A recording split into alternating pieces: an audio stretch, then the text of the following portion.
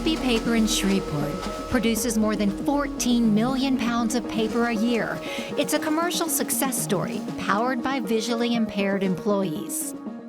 I was born with glaucoma, so I was born blind.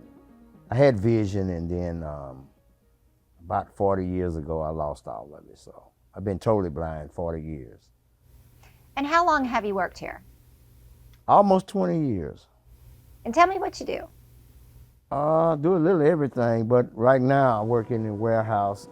It's one of my greatest accomplishments. I can make my own living and, just to have something to do that I can say that I did, and it's not a handout. Gary Smith is one of 20 visually impaired employees working at Copy Paper on one of 4 production lines, alongside Chandra Galloway. She's blind and uses her sense of touch to inspect copy paper packaging. I inspect the packages to make sure there are labels, there are no tears, that the glue is on and keeps everything looking nice and neat. And how do you feel coming to work every day? I love it. It gives me something to look forward to. Before, I didn't have an idea what I could do in life. And if it's not for places like Copy Paper, we really wouldn't have a lot to do in the community. And to feel a part of the community is grand, because we're already considered, some of us feel like we're outsiders.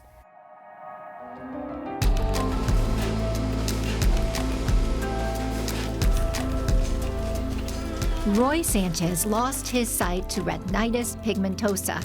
He works in the warehouse, stocked with 22,000 cases of copy paper.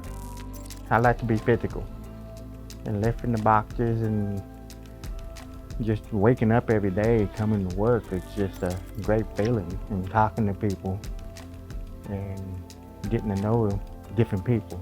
There's something about going to work that's just different from just staying at home.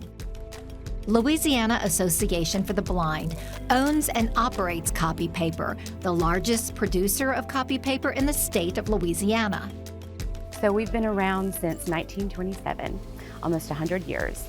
And we started out making brooms and Easter baskets and providing services for the visually impaired in our community. And since then, we have grown into a multi-dimensional powerhouse of manufacturing, where we work with, employ, and provide services for the visually impaired.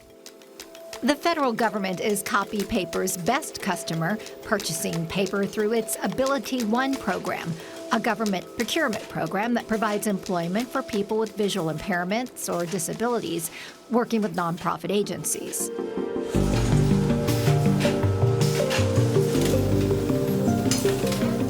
We start with huge rolls, weigh about 3,200 pounds, put it through our slitting machines.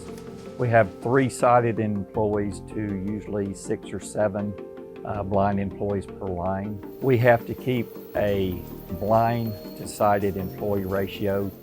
On an average year, we'll go through about 14 million pounds of paper. So that is, on average, we do about 25 truckloads of paper a month. And you figure that's about 42,000 pounds of truckloads. So we do a lot of business. Most of our business is government, but we do some in the local economy also. Copy Paper could serve as a case study on how altruism and commercialism can coexist to create profit and purpose. The company capitalizes on the superpowers of the visually impaired. We use our hearing, we use our hands, which are our eyes, and our ears to inspect and do our job sufficiently.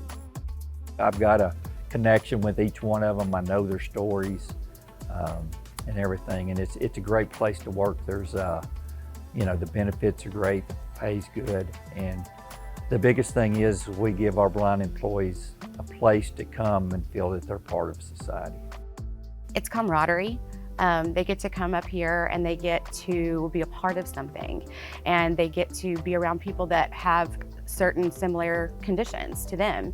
And they get to communicate and talk and work and be proud to be part of the community and be a part of doing something that is productive.